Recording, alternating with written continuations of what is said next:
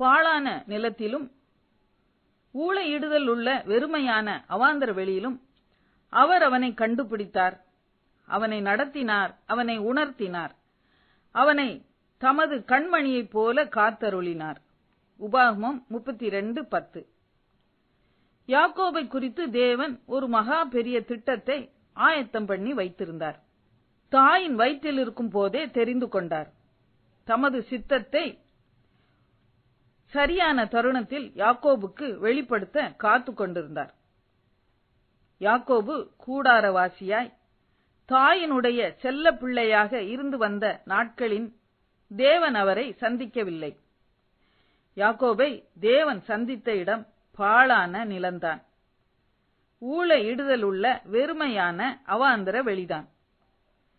சகோதரனுடைய கோபத்திற்கு பயந்து, மரணத்துக்கு பயந்து, ஜீவன் தப்ப ஓடிப்போன சமயத்தில் தேவன் அவரை கண்டுபிடித்தார்.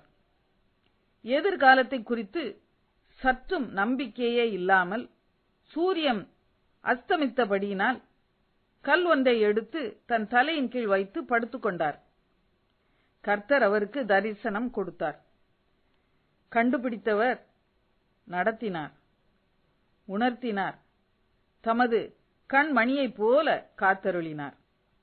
இன்றைக்கு இத்தகைய நெருக்கத்திலே, எதிர்காலத்தை குறித்த பயத்தோடே எல்லாம் இருள் என்று கலங்கிக் கொண்டு தனிமையிலே தவித்துக் கொண்டிருக்கிறாயோ, தேவன் நம்மை சந்திக்கும் இடம் இதுவே.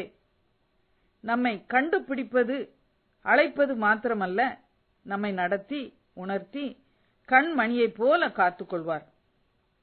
நான் கோலும் கையுமாக இந்த யோர்தானை கடந்து போனேன், இப்பொழுது இவ்விரண்டு பரிவாரங்களையும் உடையவனானேன் என யாக்கோபு சாட்சி சொன்னது போலவே, தேவன் உன்னை நிச்சயமாகவே சந்தித்து ஆசீர்வதித்திருக்கிறார் என நாமும் சீக்கிரமாகவே சாட்சி சொல்லுவோம்.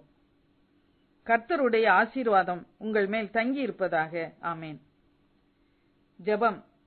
என்னையும் அழைத்த தேவனே, கண்மணியைப் போல என்னை காத்தருளும், என்னை ஆசீர்வதியும். ஆமேன்.